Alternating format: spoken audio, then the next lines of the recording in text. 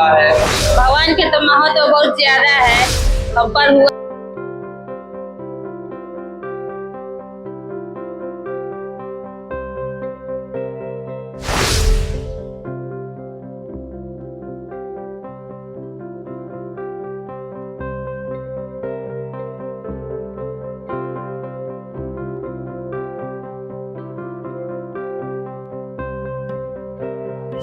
बहुत भगवान का मंदिर पुराना है।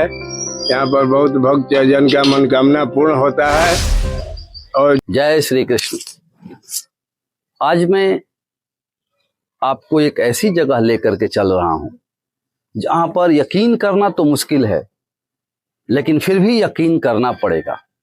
मैं अगर ये कहूं कि एक ऐसे मंदिर में मैं आपको लेके चल रहा हूं जो द्वापर युग का है, और द्वापर युग से ही भगवान श्री कृष्ण ने इसकी स्थापना की है, तो शायद यकीन नहीं होगा।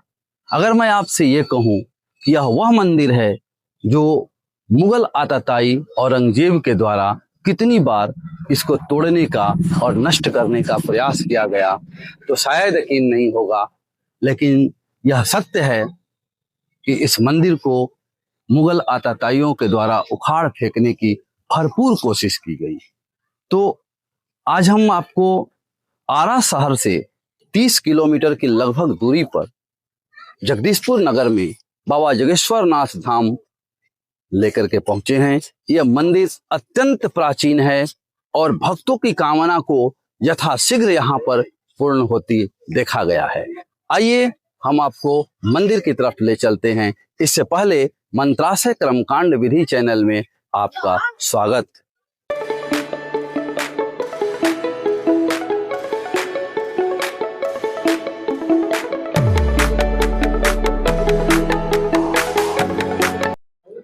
वैसे तो कहा जाता है कि इस मंदिर में प्रतिदिन भीड़ रहती है, लेकिन सोमवार और शुक्रवार को विशेष भक्तों का यहाँ पर आवागमन रहता है।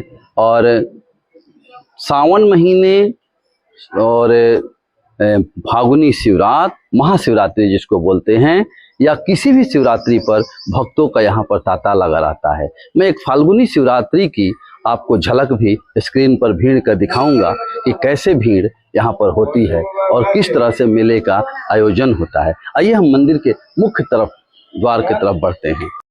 दोस्तों, किसी भी मंदिर में प्रवेश करने से पहले हमें वहाँ के द्वारपाल से आदेश लेने की आवश्यकता होती है। देखिए, भगवान भोलेनाथ के मुख्य मंदिर के मुख्य गेट पर यहाँ पर द्वारपाल उपस्थित हैं, जो हर समय भगवान भोलेनाथ के पहरेदारी में, या इसको ये कहिए कि सेवा में तत्पर रहते हैं। ये दोनों भगवान के द्वारपाल कहे जाते हैं। आइए हम आगे बढ़ते हैं। ये बाबा जोगेश्वर नाथ धाम एक ऐसा धाम है जिसके प्रांगण में केवल शिव परिवार ही हैं। भगवान शिव, माता पार्वती, कार्तिकेय, गणेश और हनुमान जी, ये पूरी तरह से शिव परिवार को मंदिर समर्पित है। बाबा जोगेश्वर नाथ धाम जगदीशपुर आज से नहीं, पुरातन समय से प्रसिद्धि के कगार पर है। लेकिन आइए अब हम मंदिर के गर्भगृह की तरफ बढ़ते हैं। मंदिर के बारे में यहाँ पर कुछ जानकारियां हैं। जय बाबा जोगेश्वर नाथ धाम, जगदीशपुर, भोजपुर, बिहार। पौराणिक मान्यता के अनुसार बाबा जोगेश्वर नाथ धाम की स्थापना द्वापर युग में भगवान श्री कृष्ण तथा याज्ञवल्क्य मुनि द्वारा बाणासुर का वध करने जाने के क्रम में किया गया था। जो मैं आपको पहले भी बताया कि द्वापर युग के मंदिर है और इस मंदिर की स्थापना ऐसी ही है। यहाँ पर अब हम मंदिर के मुख्य गर्भगृह की तरफ बढ़ते हैं।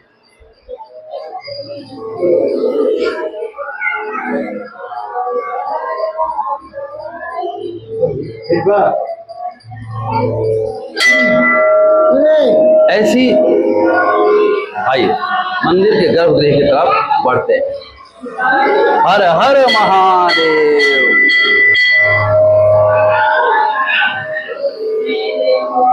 हटाइए।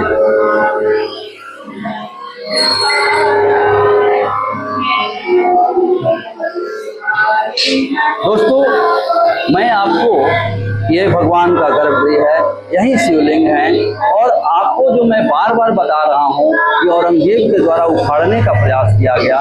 ऐसा कहा जाता है कि भगवान के लिंग पर वह 3 बार कुदाल से प्रहार किया है। पहली बार देखिए यहाँ पर गड्ढा बना हुआ है, दूसरी गड्ढा इधर बना हुआ है, इधर इधर इधर, दूसरी गड्ढा इधर बना हुआ है और तीसरी गड्ढा इधर बना हुआ है। तो ऐसा कहा जाता है कि जब जब उसने प्रहार किया तब तब कभी दूध निकला, दूध की धारा, कभी खून की धारा और कभी जल की धारा।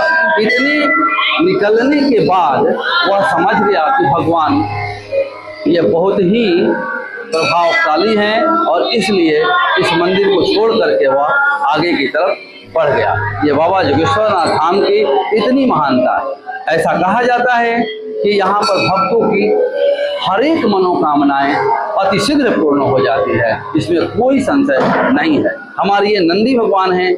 मैंने आपको अपने पुराने वीडियो में भी बताया है कि नंदी भगवान के कान में बोलने से क्या होता है कि भगवान के पास वह आपके बातों को पहुंचाते हैं।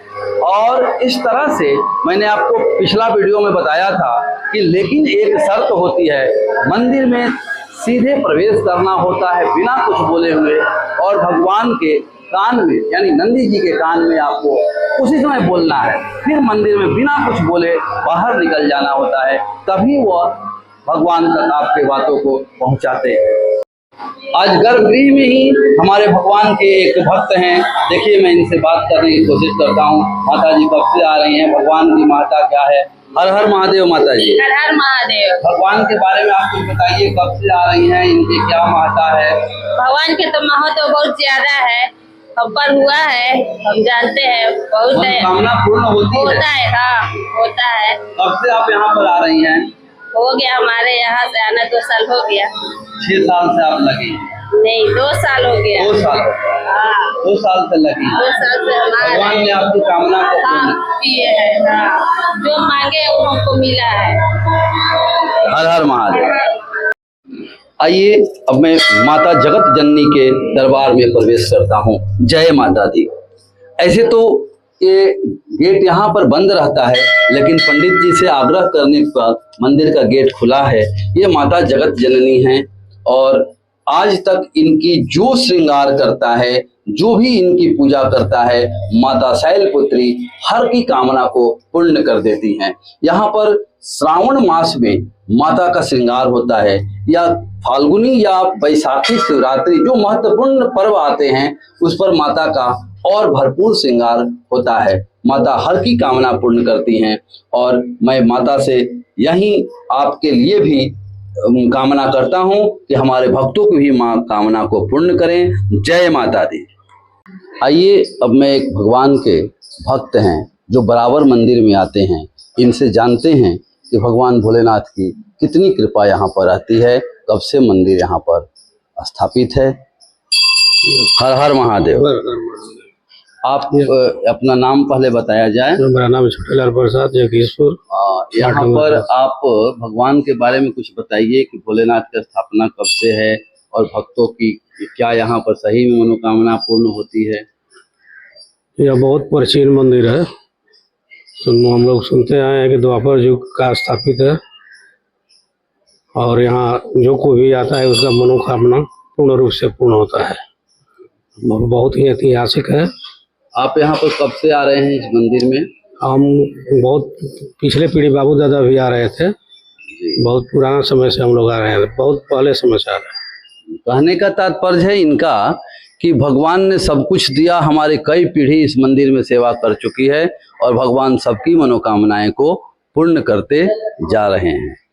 ऐसे तो आजकल कुओं का प्रादुर्भाव होते जा रहा है, लेकिन भगवान भोलेनाथ के मंदिर में आज भी कुआं मौजूद है और हालांकि इस कुएं का जल सूख चुका है, लेकिन जब एक समय था इस कुएं से ही भगवान के जल को अर्पण होता था और जितने भी भक्त आते थे इस कुएं के जल से ही भगवान का जलाभिषेक करते थे। बहुत गहरी कुआं है, अब तो भरते भरते थोड़ा कम हो गया है, लेकिन ये कुआं बहुत ही प्राचीन है और कहा जाता है कि जब से भगवान की स्थापना है तब से इस कुएं की भी स्थापना हुई है। ये जो आप देख रहे हैं पीपल का वृक्ष, ये बहुत ही इसकी भी महानता है। हालांकि इसके जगह पर एक बहुत पुराने वृक्ष पहले हुआ करता था, लेकिन उसके किसी कारण से गिर जाने के कारण ये नए वृक्ष का यहाँ पर स्थापना हुई है। और यहाँ पर लोग शनिवार के दिन या सोमवती अमावस्या के दिन भारी मात्रा में भीड़ आती है और परिक्रमा स्थल इसको परिक्रमा किया जाता है। जिसको शनि का ग्रह है, शनि से संबंधित किसी भी प्रकार की समस्याएं हैं तो वह पीपल के इस वृक्ष पर आते हैं और परिक्रमा करते हैं। आइए अब हमारे इस मंदिर के कुछ पुजारी जी, पंडित जी लोग हैं, इनसे जानने का प्रयास करते हैं कि भगवान की महत्ता क्या है और भगवान कब से यहाँ पर स्थापित हैं। आया जाए। पंडित जी प्रणाम। आप अपना नाम बताइए। रविंद्र कुमार पांडे। और भगवान कब से यहाँ पर स्थापित हैं, कुछ इनके बारे में बताइए। ये बहुत पुराने मंदिर हैं, यहाँ पर बहुत पुराने से पुरानी जमाने से हैं। अब तो हम लोगों का भी पता नहीं है अब कितने पुराने। हम लोग यहाँ के पुजारी पूजा करते हैं, करते आ रहे हैं, अभी भी कर रहे हैं। मैंने कई पीढ़ी से आप लोग पूजा करते आ रहे हैं और यहाँ पर भगवान की सेवा करते आ रहे हैं। हमारे साथ में एक और पुजारी जी हैं, इनसे भी जानते हैं। अपना नाम बताया जाए। पंडित जी प्रणाम। हमारा नाम जोगिंदर पांडे है। अच्छा, ये बताया जाए कि आप यहाँ पर कब से बैठते हैं? जब से हम लोग का होश हुआ तब तक हम लोग मंदिर में सेवा कर रहे हैं। बहुत भगवान का मंदिर पुराना है, यहाँ पर बहुत भक्त जन का मनोकामना पूर्ण होता है और जो भी आता है, जो भी मनोकामना भगवान से दिल में मांगता है उसका पूरा होता है। इसलिए भगवान का बहुत पूजा पाठ में बहुत मगन रहता है सब जजमान। आनंद पूर्वक मंदिर का कार्यभार चल रहा है। आपसे पहले भी यहाँ पर कुछ लोग आपके पीढ़ी कार्य किए होंगे? हाँ, सब बहुत हमारे बाप दादा परदादा सब लोग इसी मंदिर का पुजारी थे। उसी लाइन चल रहा है पुराने से अभी तक आ रहा है, जैसे चल रहा है तैसे। ठीक, हर हर महादेव। दोस्तों, कहने का मतलब है पंडित जी का कि ये वीर कुंवर सिंह की नगरी है और ऐसा माना जाता है कि इस मंदिर के जीर्णोद्वार से लेकर के जितने भी चीज हैं वीर कुंवर सिंह ने करवाया था। और उस समय से ही यहाँ पर इन लोगों को दिया गया कार्यभार मंदिर के पूजा पाठ से लेकर के और भक्तों के जितनी भी सहूलियत हो सके वो सभी चीज करने के लिए। तो अर्थात कहने का मतलब है कि बहुत ही पुराने मंदिर में हम लोग आज पहुंचे हैं, बाबा जोगेश्वरनाथ धाम। दोस्तों, इस तालाब की भी बहुत बड़ी विशेषता है जो आप देख रहे हैं सामने। ये तालाब लगभग 52 बीघे में बनाया हुआ कहा जाता है और इसको बनाने के लिए ऐसा मान्यता है कि विश्वकर्मा जी के आदेश से इसकी खुदाई हुई थी। यह इतना पवित्र स्थल है जिसके कारण इस नगर के आसपास के गांव सहित इस पूरे नगर के लोग छठ व्रत करने के लिए इसी तालाब पर पहुंचते हैं। और चारों तरफ से घाटों का निर्माण हो चुका है। एक रात्रि की भी मैं सीन आपको दिखाऊंगा कि यहाँ पर चारों तरफ रात्रि में लाइटिंग की कितनी सुंदर व्यवस्था है और कितना सुंदर नजर आते हैं ये तालाब। अब इस तालाब को शिव जी के पोखरा के नाम से भी जाना जाता है। दोस्तों, बाबा जोगेश्वरनाथ धाम तक पहुंचने का सबसे सुगम मार्ग है।